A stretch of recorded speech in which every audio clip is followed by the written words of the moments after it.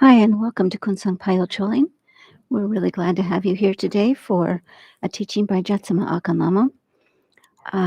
This teaching was given in 1996, and the title is Chod, Cutting the Ego, Western Style. So we'll begin in a second. Thanks.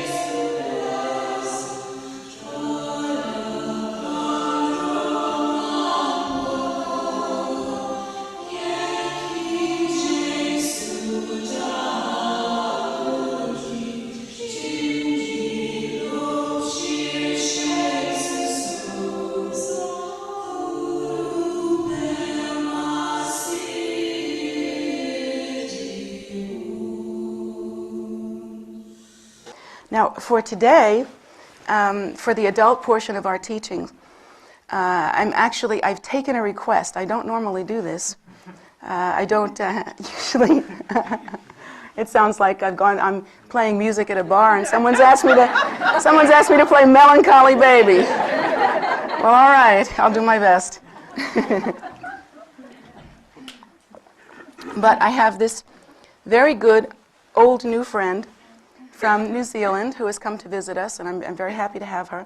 And she has requested that I give her a teaching based on my own personal practice, my earlier practice of Chod. And so I'm going to accomplish that today, I hope. Well, I don't know if I'll accomplish it, but at least I'll talk about it.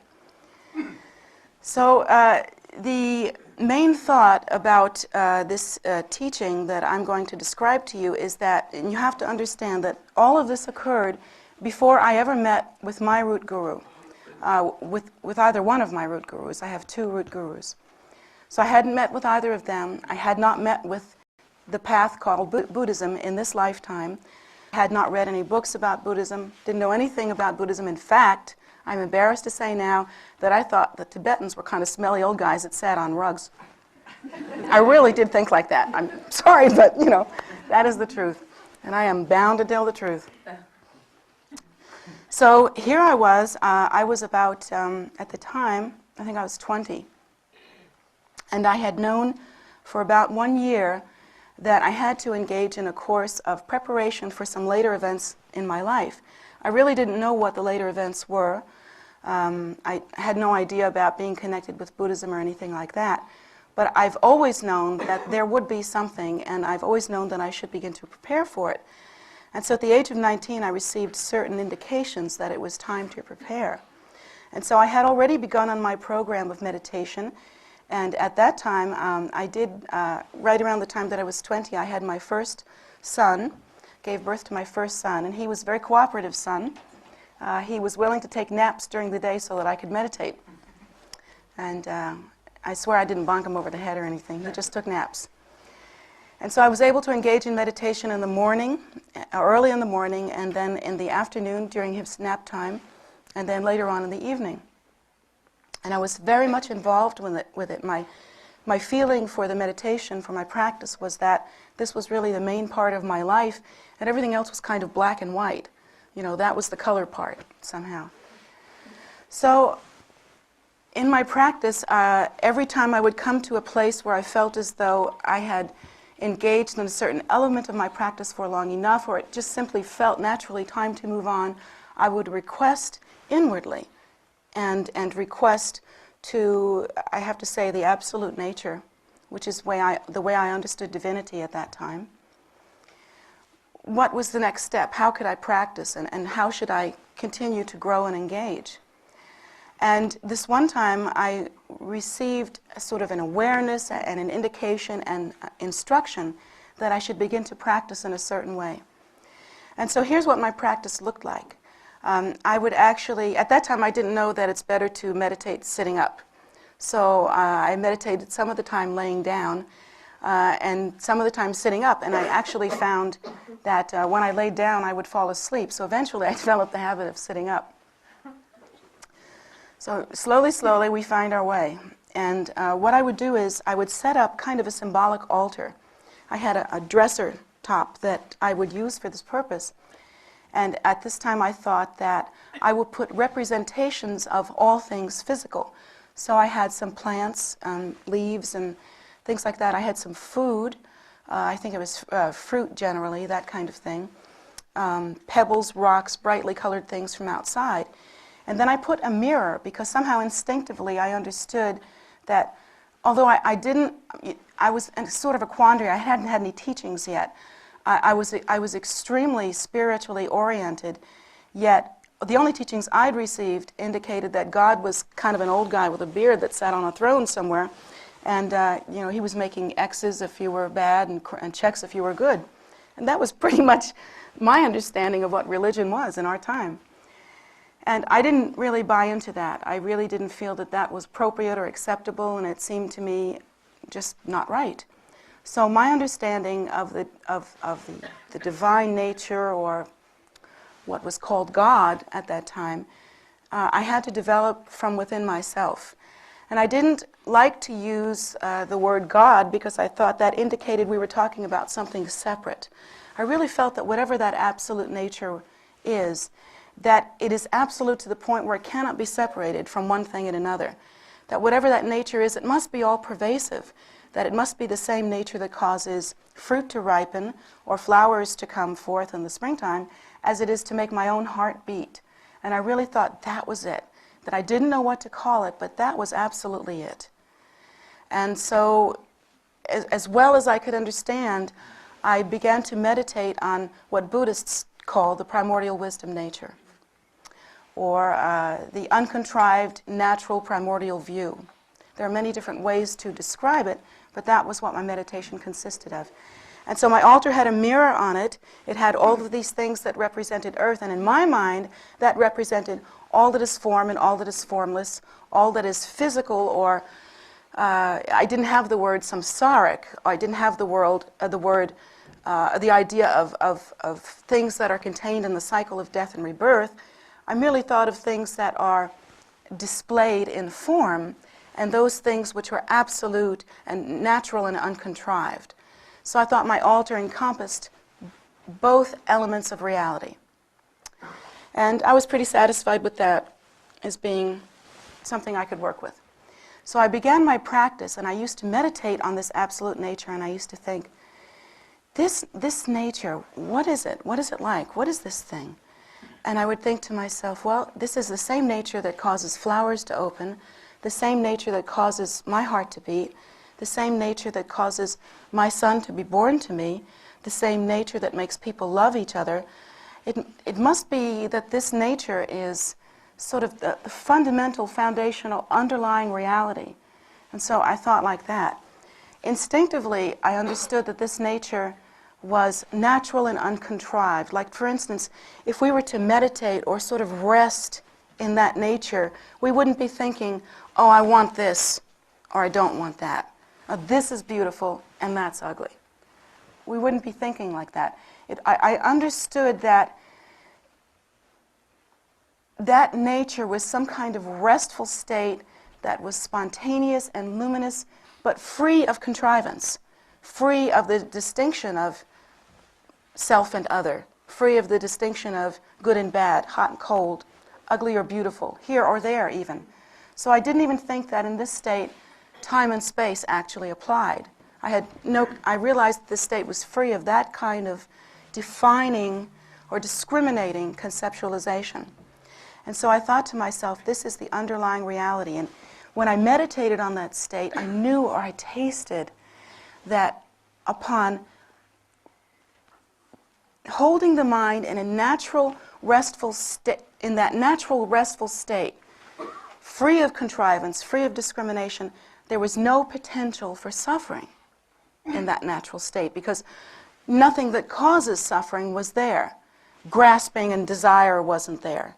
Hatred wasn't there. Selfishness wasn't there.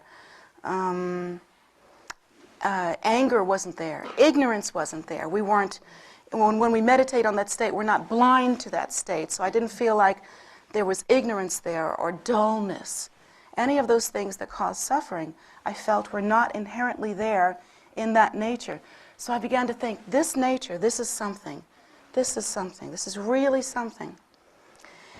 And so the practice that I engaged in, and this is how I was instructed to do so, was a practice of initially realizing the nature and then examining the cycle of death and rebirth, or what I've now come to understand is called samsara. So I examined the cycle of death and rebirth, and even that term I didn't have, cycle of death and rebirth. You have to understand, I hadn't heard any of these words before, so I was pinning my own words to this idea or concept or reality that, I have to say, reality that I was sensing and concept that I was thinking about. So I began to think out, what is this life that we're living then? This is this absolute nature. Now what is this life that we're living out, where we remain kind of blind to this nature? And I began to really probe this life and try to see, well, what's the best thing this life can give me or give anyone, and what's the worst? So I began to examine all the different scenarios associated with ordinary life. Well, at that time I was living on a beautiful farm in North Carolina, and I was, I was 20, so I was just over the line. I would have to say I was potentially aging hippie girl. So I was living on this farm, and I had this idea of going back to the land, and I was growing food. I was learning how to grow a garden. At the time, I thought I was so cool with that and so sophisticated. Later found out that the farmers around us just really thought we were going to starve to death if we were any dumber. But anyway, we were doing our best, and I learned how to can beans and all that stuff. So I had this wonderful thing going on, and I was living at the foot of Pisgah Mountain. I could walk out on my porch and see Pisgah Mountain. I had a beautiful little baby boy, beautiful blonde hair. He looked like an angel. And I had a wonderful husband, and everything was just great. So I tried to think to myself, so this life, what is it? What could it be like? And I thought, well, what is the best case scenario? You know, this whole scene that I have right here, what's the best way this could work out? All right, so I really played with this a little bit. I thought, okay, first of all, this is my initial demand. I never get old. No aging happens here. These things, in my fantasy, they weren't going to happen. And when I am queen, they won't. So, it wasn't I really thought, okay, I'm not going to age. This is the first thing. Nobody ages in this so we don't age. Or at least I personally find the secret as to how to use Estee Lauder products perfectly, which I am ever questing this. And I find the way to use them perfectly, and she comes finally out with that new product, the one that I'm waiting for her to come out with, the one that makes everything better. And the same thing with my husband. There's the male version of Estee Lauder. We put it on him. He's great, too. My child does grow up, but of course he never ages either. And my child, of course, grows up to be president, or maybe first a doctor and then president, you know? And at his inauguration speech, as well as when he receives his medical degree, at both of those occasions, he says, "It was my mom that made it possible." And of course, I still look, I'm very young, and of course, I'm much more beautiful than I've ever been in my life. So so far, this is working out pretty well, don't you think? And every time I see my husband, we never get into that place in marriage where you wake up next to each other and go, "Hi." We never got to that point. In this fantasy, it was always like, those old Breck commercials. Every time we see each other, we come bounding across the room and jump 10 feet into each other's arms and land on our feet comfortably, and it would all be very elegant. It would be, what do you call it when people plan out dance steps? Choreographed perfectly, and we'd both know our parts. I have a lot of romance in me, you see. So and then after that, and we always have really good food to eat, and the payoff, everything's perfect. We live well, and 2 cars and chicken in every pot or whatever, and all this kind of stuff. So everything's perfect. And then I thought to myself, well, if all of this happens, then what's the end of the story? Well, the end of the story is just like the end of any other story that you can find in the human realm, and that is we eventually, no matter what Estee Lauder does, we are going to get old. because time's got to pass. She has not figured out the chemistry of time yet. So time's going to pass. The end is going to be the same. We're going to be old. We're going to, at some point, get sick, and then we're going to die. And I began to meditate on the fact that whatever comes together in samsara has to separate. That's just the nature of it. It's never been otherwise. Whatever is born dies. Whatever is young gets old. It's the nature of it. And I meditated on that constantly. And then I would try all these other different scenarios, like, well, that's the best case scenario. So I tried to develop, 5 or 6 best case scenarios. And I gave myself total freedom. Well, supposing none of this here in front of me works out, but supposing, I don't know, the ultimate man of every woman's dream rides up on a white horse and that horse does not doo-doo in the lawn, which white horses are likely to do. So anyway, all of that happens, and the whole children thing works out. Everybody's rich, everybody's happy, everybody's famous, or whatever. Well, in my case, it would be private, not famous. But that would be the best case scenario. So with all of them, I thought of what it could be like. And every time I explored it, I found that the end result was always the same. It was always old age, sickness, and death. The best ones. Even if I had, what is it? One of those funds that where you prepare for your old age, and even if it's just prosperous and wonderful right up until the very end, and I take up golf and die with a golf club in my hand. I don't know, something like that. Whatever, it still is going to end up the same way. And then I thought about, well, what are the probable scenarios that will actually happen? So then I had to be a little more realistic, and I really looked at my life. And I didn't fall out of love with it or anything. I just really examined it in as dispassionate a way as I could. And then I also examined what are the potential pitfalls.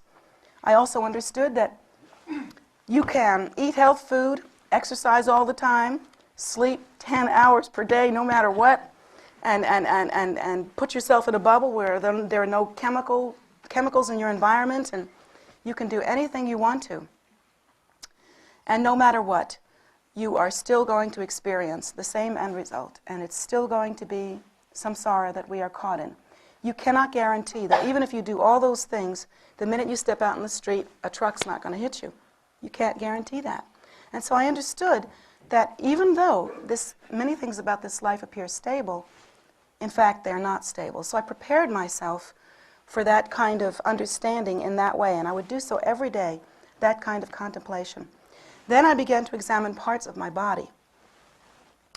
And I thought to myself, well, if this absolute nature is the only thing that makes sense, if this absolute nature is the only thing that seems precious and worthy and noble to me, and everything else that I find in this cycle of death and rebirth seems chancy at best, even when it's happy, it ends. I mean, it seems to me that it's nothing to take safety from. So I examined like that, and then I thought, well, what about my body? I mean, I take a lot of safety from my body, after all. If I didn't have it, where would I be? So I examined my body, and I tried to examine it piece by piece so that I wouldn't leave anything out. So I remember I started with my feet. I thought it was best to start down and work up. So I started with my feet, and I really tried to do this as purely, and this is my recommendation, if you want to practice in this way, try to do this as logically and purely and as dispassionately as possible. You won't be satisfied with your practice if you don't really cover all the bases. So it's really necessary to go deeply into this. Excuse me. So I thought about my feet, and I thought, well, okay, what can my feet do? What are they good for? Well, I like shoes a lot. They can wear shoes. So that's one good thing that feet can do. I can wear shoes that match my outfit. Isn't that wonderful? Yeah. So what's the next thing that feet can do? Feet can walk. So if my baby's crying and he needs me, I can use these things to walk over and pick him up and help him. This is good. Feet are good. We're getting good now. Feet are good. They have toenails on them. We can paint those. They could match my outfit too. More good news. So what else are we can roller skate with feet. I am personally addicted to foot massage, so we have that. That's a good thing. So feet can take me anywhere I can go within reason. Within walking distance, feet can take me. They press the pedals on the car. Feet are good for that also. So I really thought, it sounds silly, but I went through everything I could think of that feet were good for. And then I thought to myself, well, considering all the sufferings in the world, considering what I've thought about already and how I've contemplated, what is it that feet can't do? Well, if my child became very ill, really ill, there's nothing my feet could do about that. I mean, in a way they could contribute.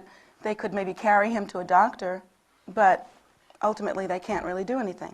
And then I thought to myself, well, if I saw somebody suffering right in front of me, what could my feet do? Well, they could contribute again. They could take me to that person, but ultimately my feet don't solve any problems.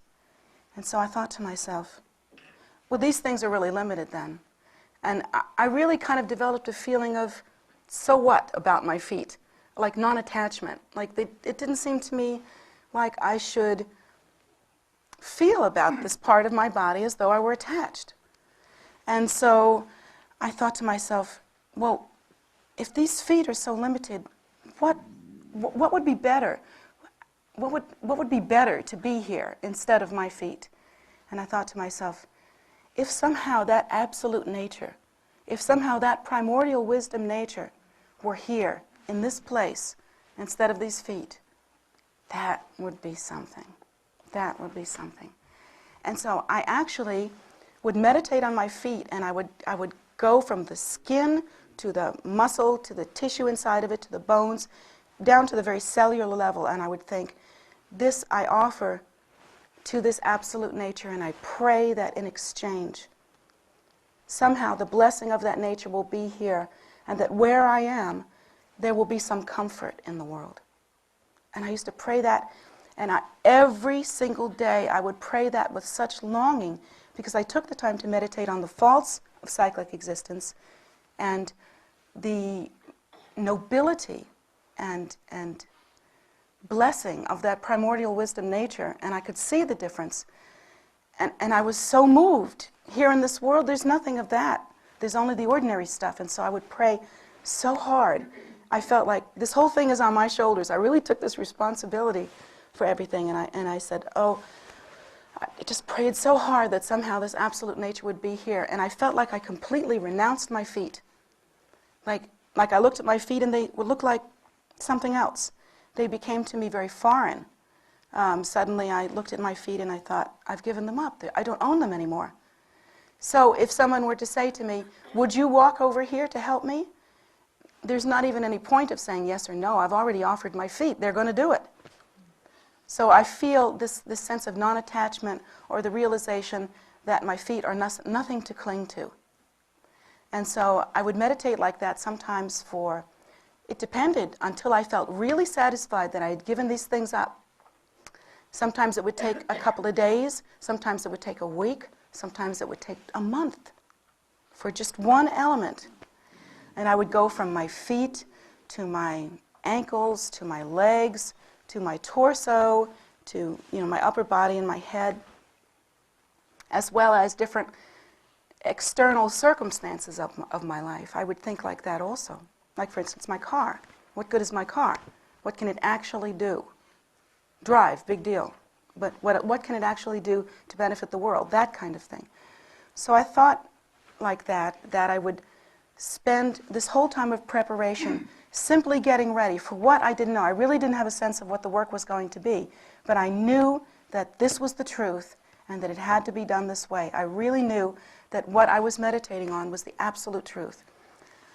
And so I went through all the different parts of my body, and in each case, every day, I would not be satisfied to stop my practice until tears had come to my eyes. And sometimes I would really cry. I would sometimes cry for the condition of other sentient beings, or I would sometimes cry that this primordial nature is so noble and yet none of us have awakened to it. I mean, it seems so pitiful to me that so close yet so far away to this nobility that is our true nature. Sometimes I would cry about that. And sometimes I would just cry with a kind of offering. I don't know, it was kind of like,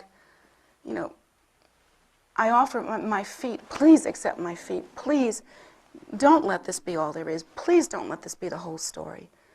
It can't be that this can't be where we leave ourselves. It just can't be like this. So I would, with crying, please accept these feet as an offering. And please, in exchange, let that absolute nature be here.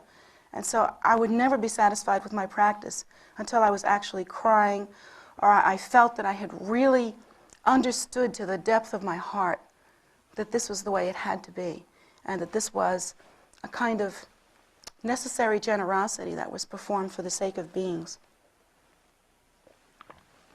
And I found, interestingly enough, that as I moved through the different body parts, that each one of us are kind of attached to certain parts of us that we identify with more.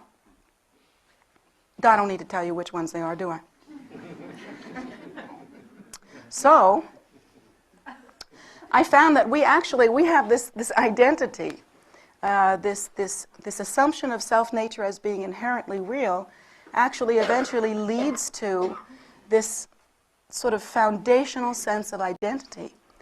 And according to our programming, and primarily according to our habitual tendency, not only in this lifetime but also in past lifetimes, we have a sense of self. And that self, of course, seems to be contained within the physical form of body. So maybe some women or some men, either one, might really develop a sense of their lower body, for instance, their legs and feet, as being very much a part of them. Maybe some women might receive a lot of praise because they have beautiful legs or something. Or maybe some men or women might be track stars, really into track and really like to run, really like to exercise. And so in that sense, they would develop a really fine awareness of their legs. They would really, if you know someone that has been in sports to that degree, or competitive sports, you know that whatever, generally in terms of their body, and specifically the parts of their body that they are very much involved with, they develop a very keen sense of what that body part is. For instance, a runner would have a keen sense of the musculature of their legs. A bodybuilder would have a keen sense of what is the bicep, what is the tricep, that kind of thing. They would have a really keen sense of that, almost as though the mind and the body were somewhat closer, than maybe to people that don't think like that. So for some of us, we may have a really strong sense of our legs. But then for many of us, we identify very strongly with gender. And so when we come to the parts of us that identify us as either male or female, we're thinking, oh, well, maybe I won't give that up today. As far as I can tell, this does me a lot of good. So it may not be time to give this up just yet. Well, of course, I'm being funny and flip about it, but in fact, I found that in my own practice, that was something of a struggle. To give up that which identifies you as a woman or a man, my goodness, that's a big thing to do. That's scary. And so I asked myself, well, okay, then we really have to examine what can this part of me actually accomplish. And I don't think I'm going to do that for you publicly, but I did honestly and truly go through the whole thing. It does some good and it does some harm. So my experience was that while that part of our bodies, while we cling to it and while it identifies us, it is like anything else.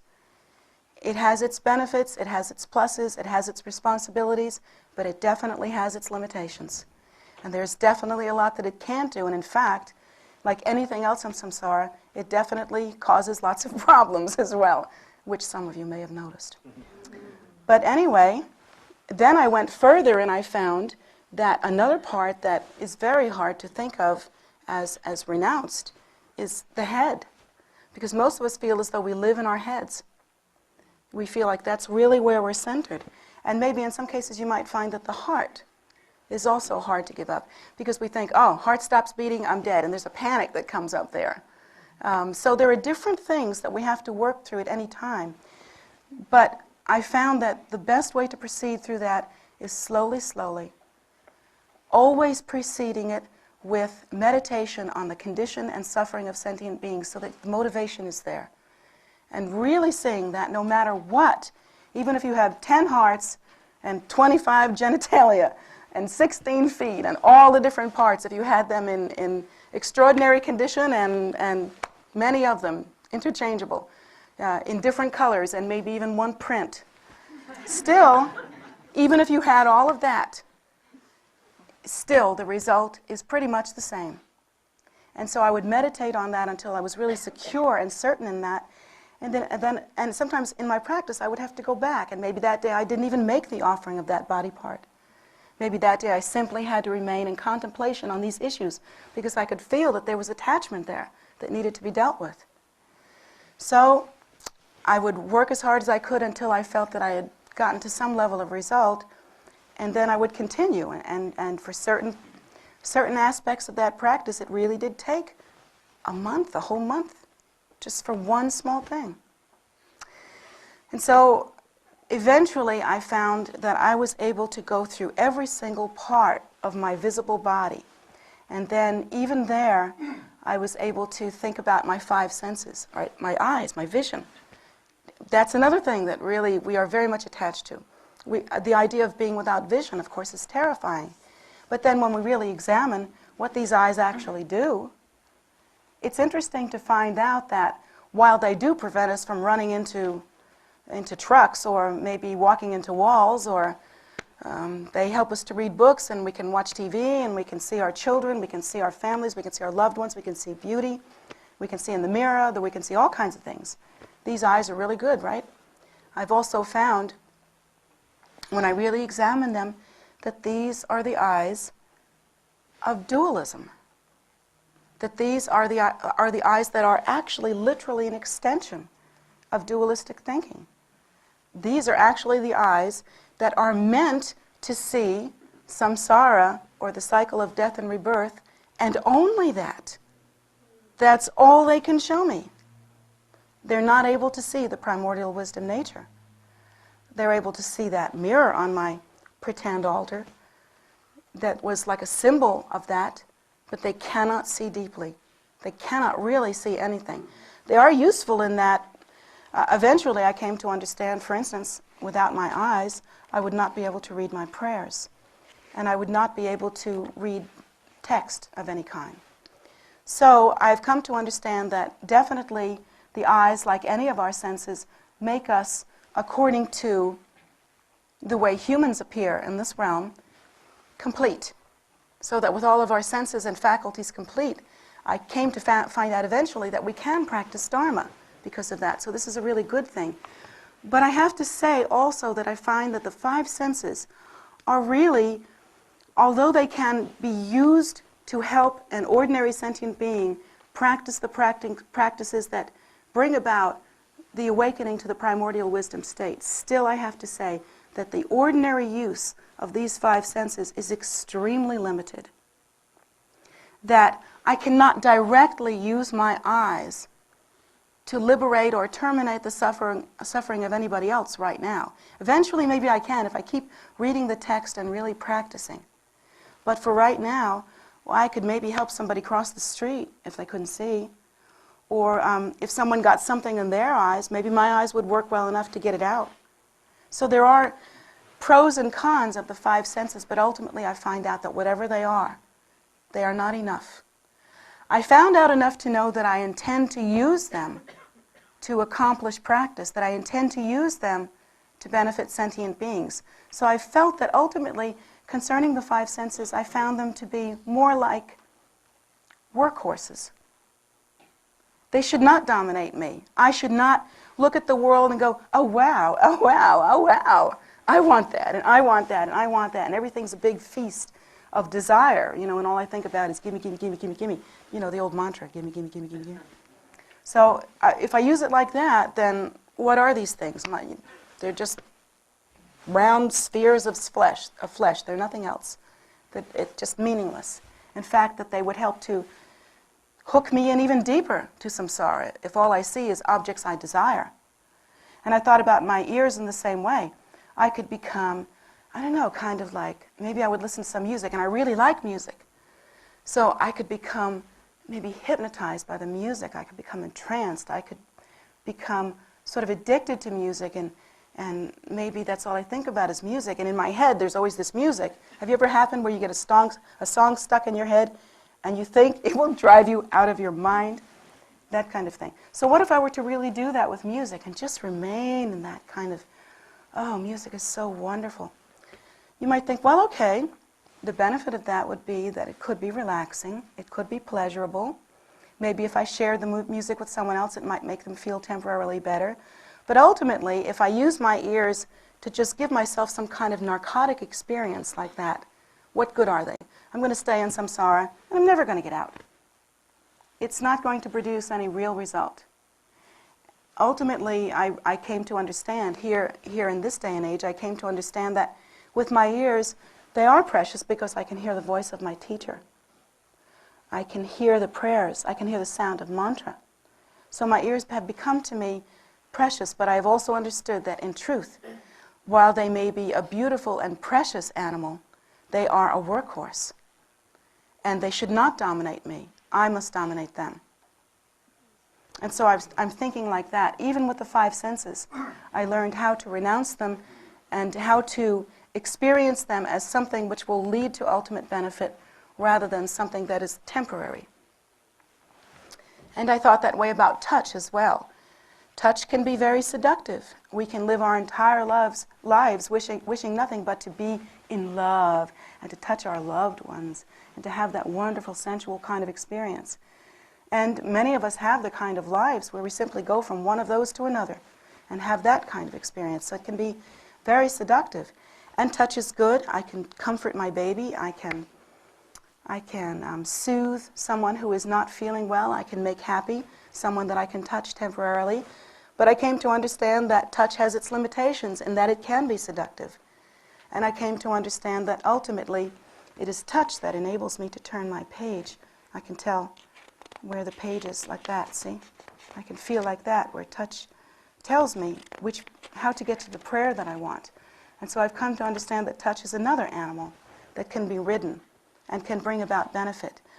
But in every case, from the different parts of my body to the whole total sense of my identity, to all of my senses as I understood them at that time, and even to the external circumstances of my life, like the clothing that I wore, the food that I ate, the car that I drove, the house that I lived in, all of these things that I examined, I thought of in the same way, as having some temporary benefit, but that ultimate, whatever one receives, one will also lose.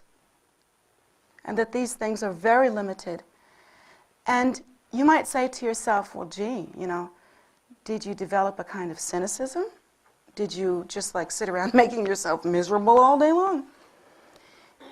And I have to tell you that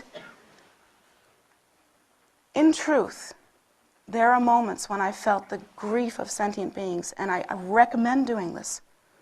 I don't recommend letting yourself off easy, because it's like exercise. If you don't put any weight in your hand, but you just keep going like that, maybe that muscle will get some blood in it. But if you take some weight in your hand and you really think about it and you really work it, you will develop a very tuned, very strong muscle. So it's like that. So I have to tell you that I would spend some days thinking about the suffering of sentient beings, and it would not be happy. It would be really sad. One of the saddest things that I came to was the understanding that when I picked up, somewhere in this process I had my second son, and I remember picking him up. Here it is, a newborn baby. And so I'm looking into this face, and those of you that have had children, you know what that's like. You look into the face and you can see your genes. I don't know how that is, but you can. You can see that this child has your blood in them. There's just this connection. Plus, maybe there's something visible, like you recognize those feet, there they are again, or something like that.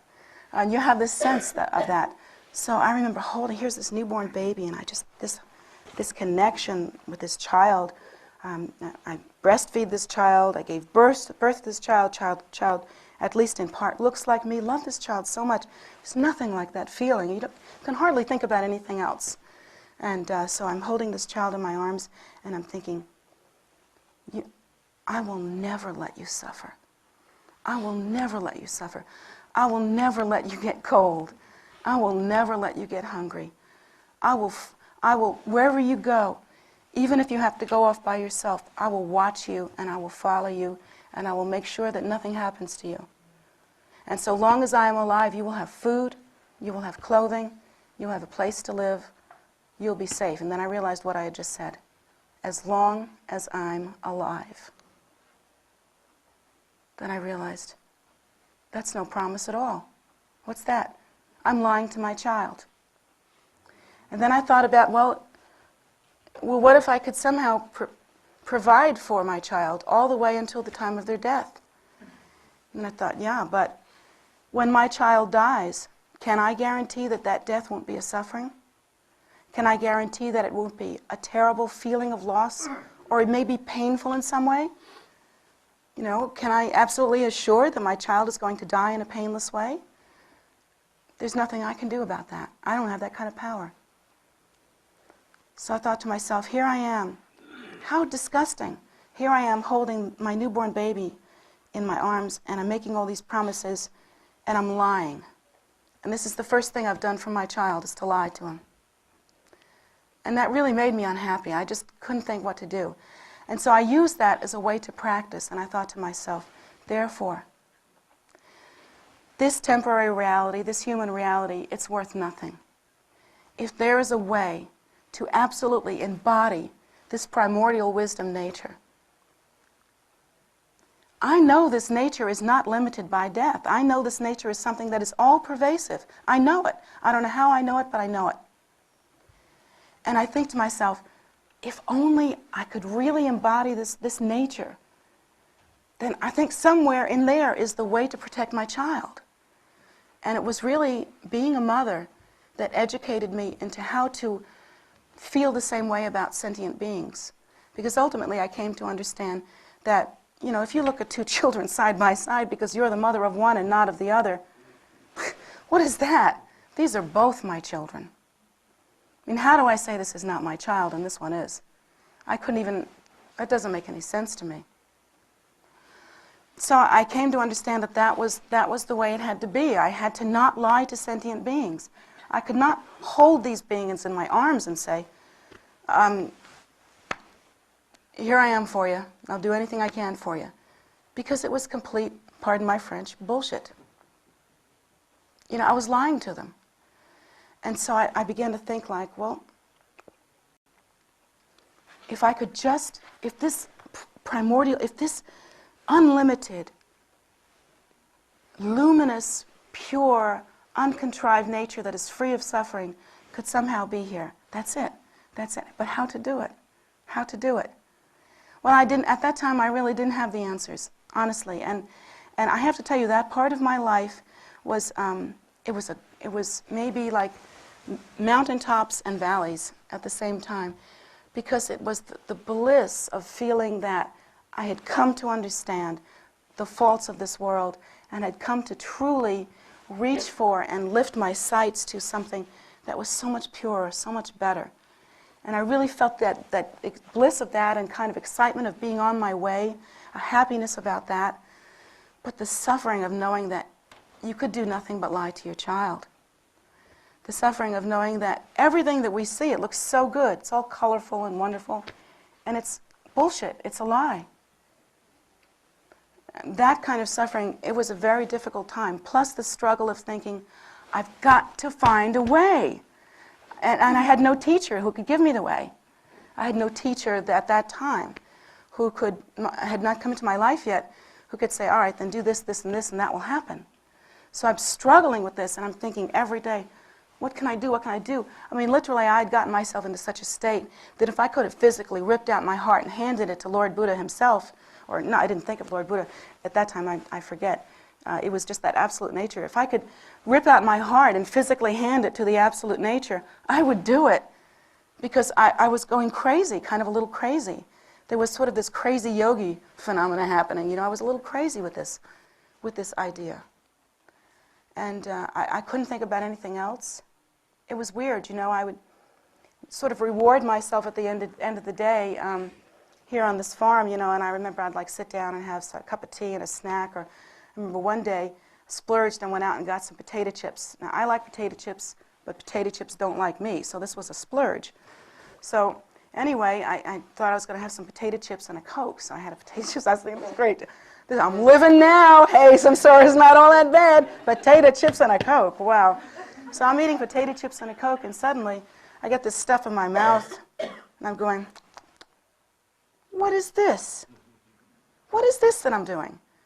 And then I started thinking about my practice and thinking about the children, thinking about some beings in samsara, thinking about my mouth. Did I give this up or not? I did. And just the whole thing just became so disgusting to me that and so that's the kind of experience that I had. And many of you will say, well, I don't really want to have that kind of experience. Thank you very much. But I have to say that also within that was a tremendous amount of joy, like nothing I had ever experienced in the world. Greater joy than even my family, which I was very happy with and very much caring for and very close to. Greater joy than anything I see or touch or eat or smell or anything. Because I felt that I could feel that here was some noble potential, that maybe it hadn't been actualized yet, but somewhere was this noble potential. And the excitement of that was really happy. It was really a happy and genuine thing. And I really thought, somewhere in here, there's going to be the solution for sentient beings. See, here I was, you have to understand, the humor of this is that here I am back in Candler, North Carolina, reinventing the wheel. Literally reinventing the 8-spoke wheel, because I didn't realize that Lord Buddha had already done this. I had no idea. I had absolutely no idea. So here I am trying to find the way. I didn't realize that Lord Buddha at some point made the same decision. He noticed that there was old age, sickness, and death, and he left to go figure out how to make this better.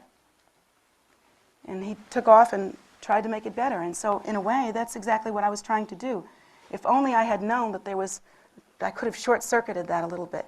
But then I have to tell you, that particular practice done in that way, from my heart, with very little guidance, and even especially that nothing was written down, so that I had to make it up, was so profound.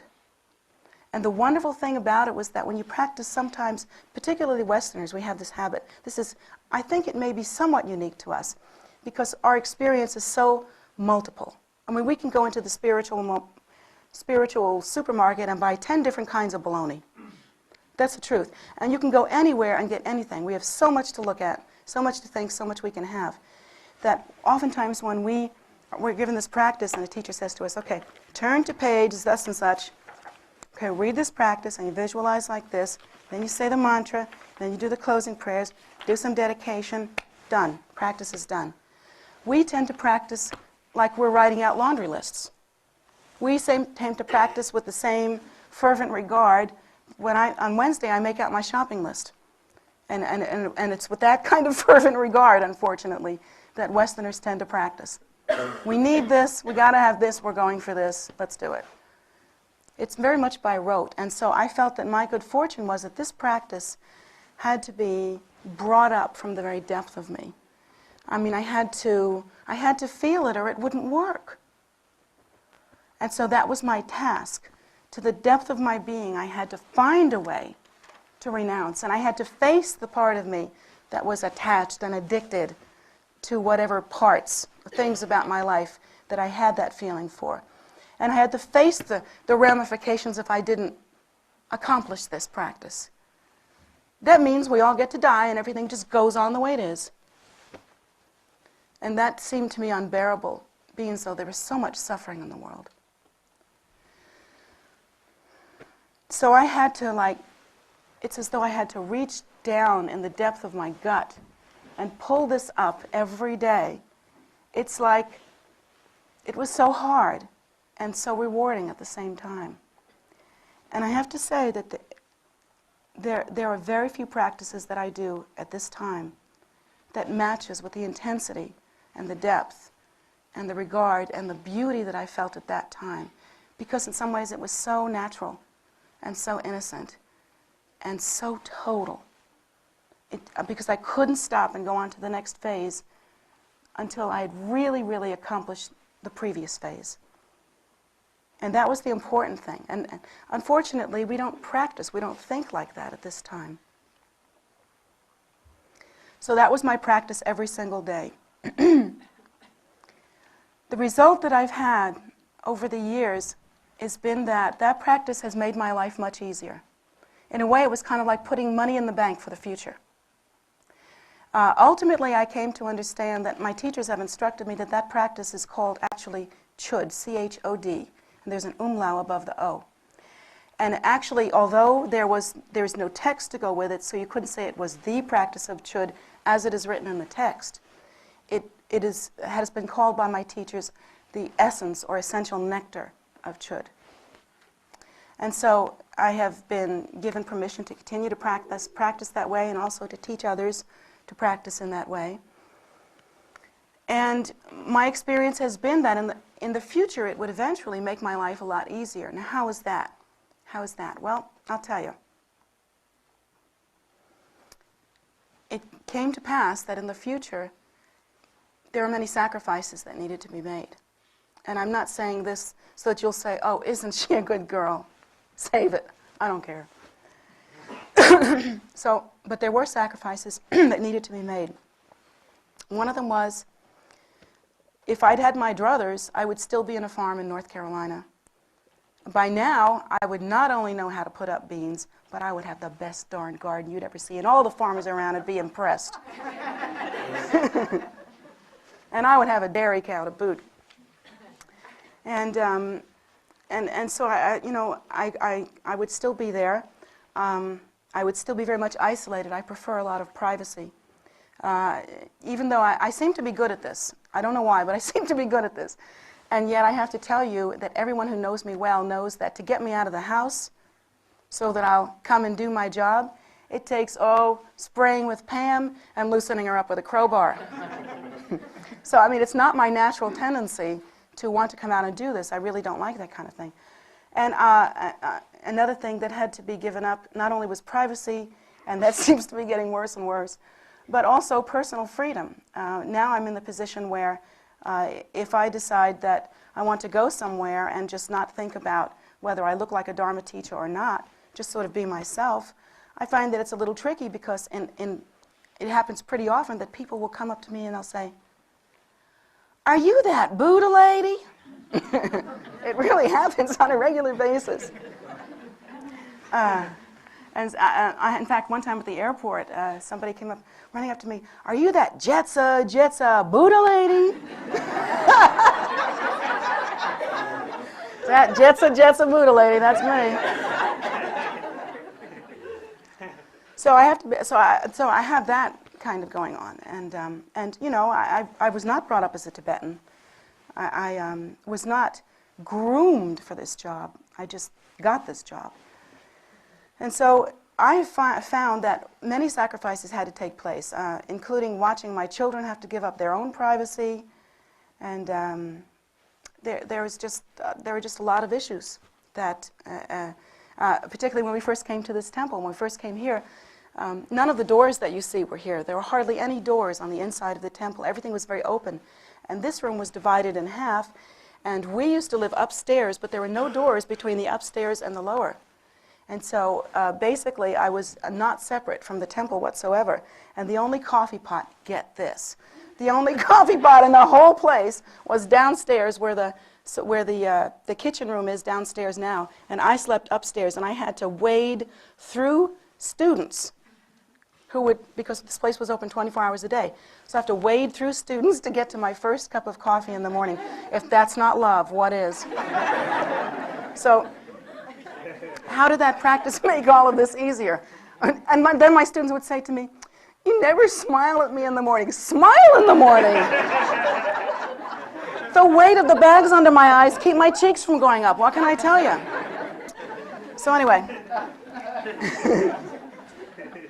smiling was not forthcoming before the coffee. I'm sorry. There's not that much compassion in the world.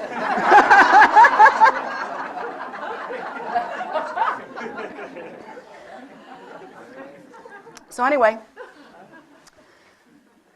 I eventually came to draw a lot of strength and a great deal of comfort from that early practice, because I found out that I never actually again ever had to make another decision. And that's what we struggle with all the time, you know. Should I spare this time to do my practice? Should I spare this time to practice compassion toward others? Should I spend the effort to go over here and help that person? Should I do that? It's that thinking, should I? You burn more calories doing that than any of the good works that you actually do in your life. And so I found out that that head thing that we do when we can't decide, and we always go through the dilemma of being a samsaric being, that was what was alleviated. And I never really had to make another decision ever. Again, I felt that from that point on, everything in my life had already been decided, because I didn't own my feet, I didn't own my ankles, didn't own my body, didn't own my speech, didn't own my hearing, didn't own anything. Anything. I had already decided that I owned nothing. None of it was mine. And so then whenever it was called upon, well, will you do this, will you do that, will you do that? And now the ultimate test, the movie. Anyway, will you do that? Yeah, I'll do that. You know why I'll do that? Because it's already decided. None of this really belongs to me. My job now is to protect every capability that I have or any effort that I've made in order to benefit sentient beings. That I will protect with fangs out, nails extended. Rawr! That's when you'll see the meanness in me. That I will protect. But regarding anything personal, it's no big deal because it's already gone. I don't own it. So I take good care of it. I feed it well. I exercise it. But ultimately, I realize that I'm doing that in order to maintain strength, in order to benefit sentient beings. I don't feel that I own it. That's already given up.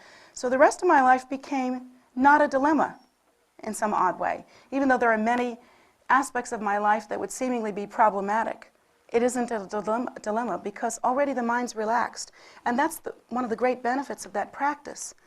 The mind becomes relaxed. You're not like sort of tense in the position of getting ready to determine, getting ready to decide. You know, that requires a great deal of mental tension.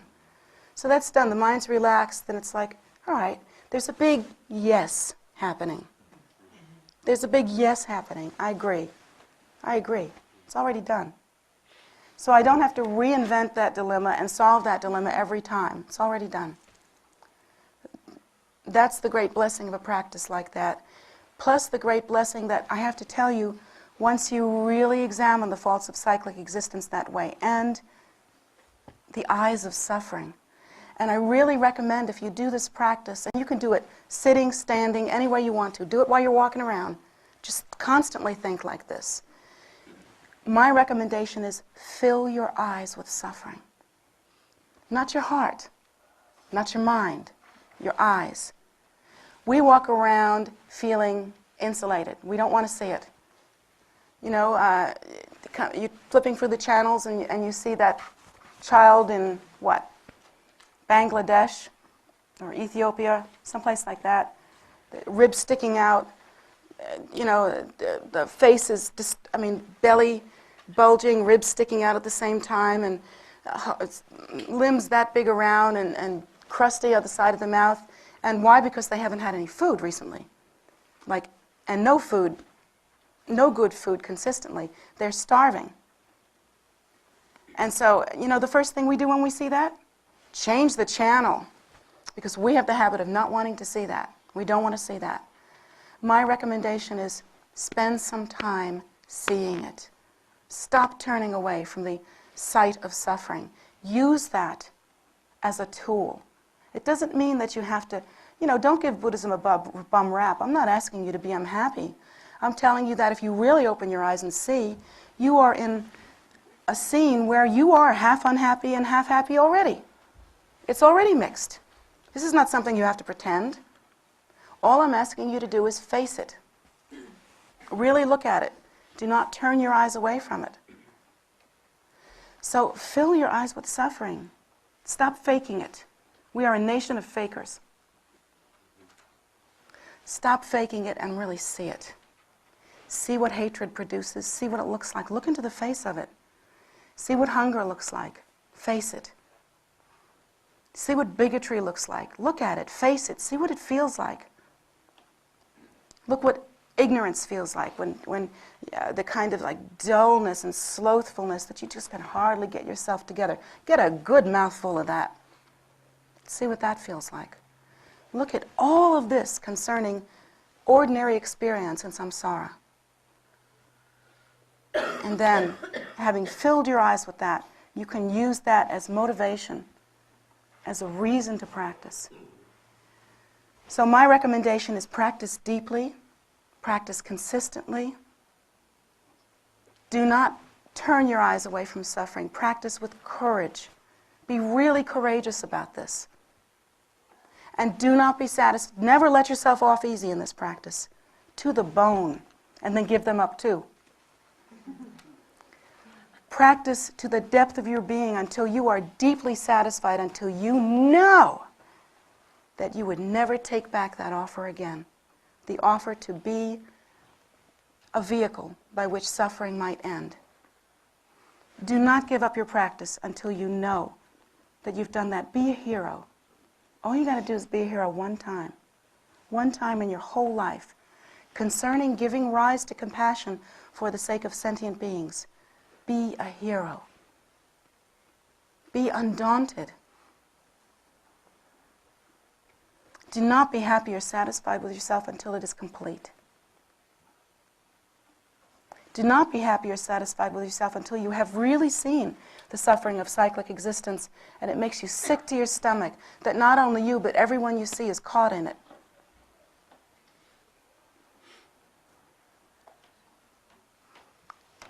Practice as deeply as you are able, and you are able to practice more deeply than you could ever have imagined. So the goal here, of course, is to give rise to the bodhicitta, give rise to compassion, to realize the faults of cyclic existence, to realize that literally, and this was my kind of mantra almost at the time, well, not really a mantra, but I used to think this to myself, whatever I saw, there's no future in this. So that was kind of like this funny little saying I'd have. You know, in the future, when I picked up a bag of potato chips, I'd go, I can eat it or not eat it, but obviously there's no future in this. You know, and I could look at any scenario in life and I'd go, no future in this. Because I've examined it, I've been there, I've done it in my mind. And that's the awareness and understanding that you should be armed with.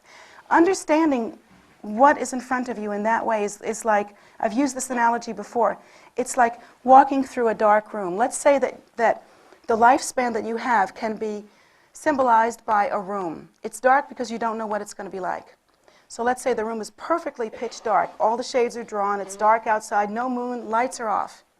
We're talking dark. And it's like that because no one can predict the future. We have no idea what our lives are going to be like. But you have to walk through that room. So you have a choice there.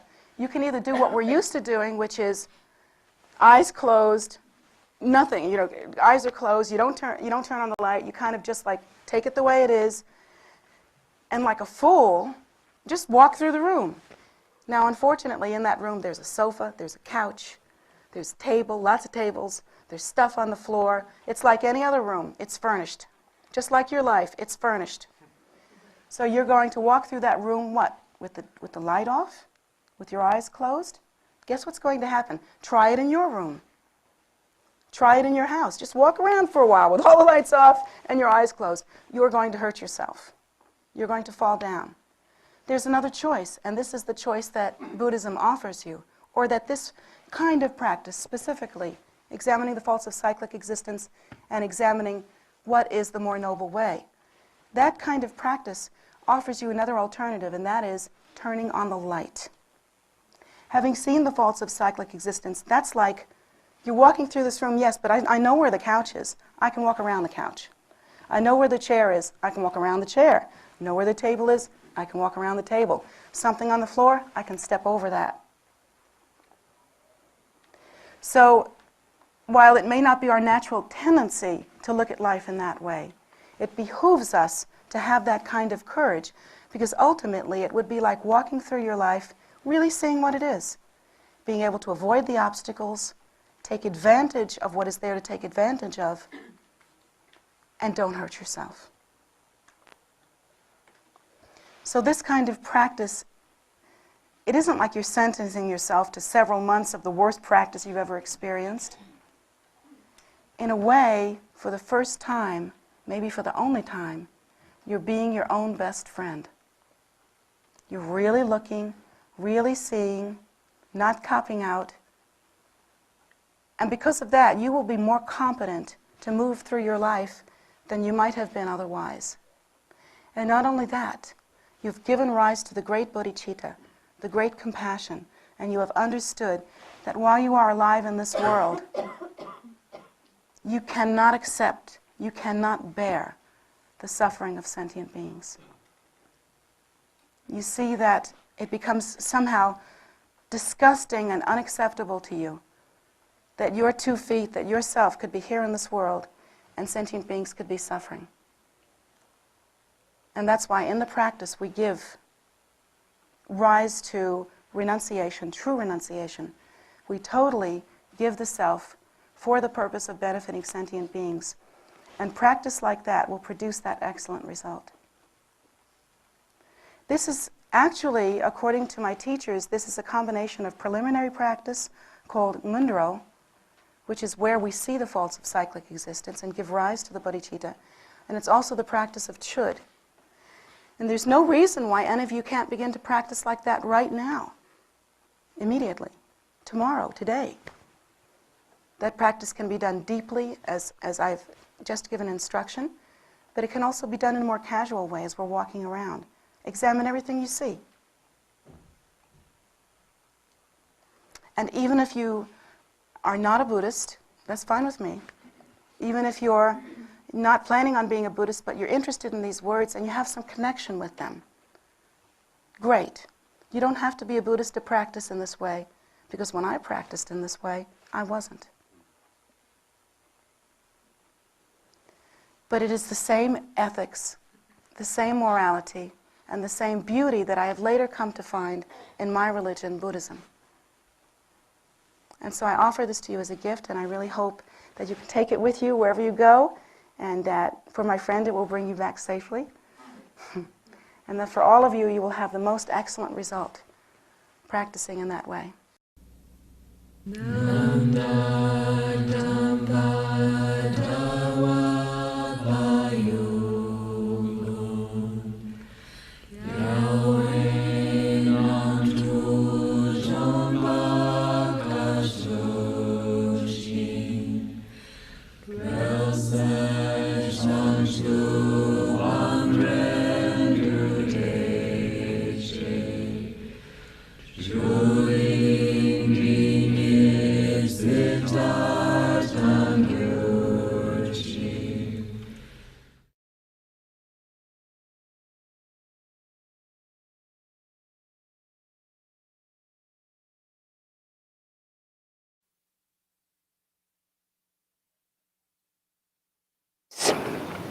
Thank you very, very much for joining us today, and so happy to have you with us always.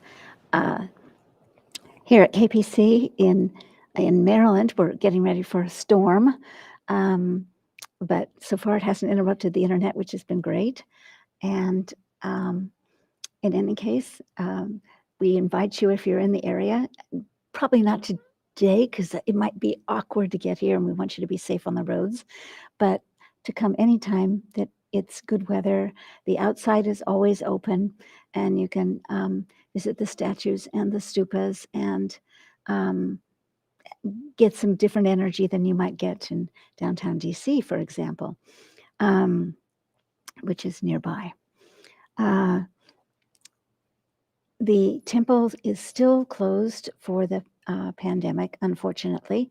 We're hoping that this wave goes through pretty fast, and we're starting to see lightning in Maryland, less and less cases. So we're hoping it gets down to a number that we can open again. We're desperate for that too. So we will let you know as soon as possible. Meanwhile, everything is online. We're probably going to continue online for everything anyway after this, but it'd be nice to have it in person too. We all can't wait. So what's happening online is, for example, tonight and every night at 7 p.m. on Facebook Live, you can join us for the Medicine Buddha practice. It's a short practice that Jetsunma gave in English. Takes about 15 minutes, and you can put in names of people that you want the practice dedicated to. It is designed specifically for this time when so many people are suffering from illness and the consequences of it, and people that you know are suffering from that. So it's a nice way to know that you can give back. That's every night at 7 p.m. on Facebook, on our Facebook page, which is Kunsanpayo Cholina Buddhist Temple. So you should be able to find us on Facebook. Here on YouTube, every weekend, Saturday, Sunday mornings, at 10 a.m., we have meditation practice, and it's led by one of our nuns. And then in general, it's the second and fourth Sundays. We have a teaching by Atira Zioli, who is Jetsuma's daughter and heart student. She teaches for beginning Buddhists, and she teaches in a similar way for a different generation, I think. But it's just wonderful. I mean, her examples are timely and great, and she has the same humor and ability to infuse it into this culture. So I recommend her teachings highly. They are all archived on YouTube, so you can go to our YouTube channel where you are right now and go to the playlist for Atira Zioli's teachings, and you can just see all of them there. Jetsumas are also archived on playlists, and so you can, single out Jetsuma's teachings or the meditations or any of the things that have been on there. We also have teachings from some of the lamas that have been here, and we're working to get more and more all the time. So join us, please. Let's see, we got through those, and I always sort of blank out. You know that these teachings are Sunday mornings at 11 and Wednesday evenings at 7:30. That will continue, and we're hoping soon to have Kempo Pem teach in possibly one of these slots. I don't know. Maybe not. Maybe a different time. I haven't organized it yet, but he will start teaching soon from Nepal, and then he will be back here again after the Tibetan New Year. So we hope sometime in early March, and that would be great. That would be earlier than he often comes, so that would be terrific. And anyway, all of this for you. Should you want to make an offering to Jetsunma directly, you can always do so. And that would be, let me just see if I can put this in the chat. That would be offerings to Jetsunma. And that's jetsumagift@gmail.com. That way you've got it in writing. And those go directly to her. You'll probably go directly to a lot of people at this point. She is, we have a drive going on right now for Afghani refugees here in the county, because the faith communities together in the area, all the different religious groups, we have a team on the Montgomery Council, and they our county, and so we're all donating clothes like wild people to the Afghani families who have landed here with flip-flops in 20-degree weather. That's Fahrenheit. So it's really, really, really cold. It's below freezing. And So we're trying to get shoes and coats and that sort of thing to them. We tagged it to be right around Martin Luther King Day because, it seems to be in the spirit that he presented when he was alive, and he was amazing. And so in honor of him, we're doing this right now, but we're going to continue for quite a while. I don't think the problem will go away anytime in the immediate future. So all of that it's just been amazing. It's watching the people in our group and our extended families in the various communities here all jumping in to donate to help out. And it's a wonderful sense of community. So anyway, that's just some of the fun we have here. And anyway, we invite you to, we're so glad you're part of us. And we'll catch up with you on Wednesday. I'll stop talking so you can have a wonderful day. Take care, everyone.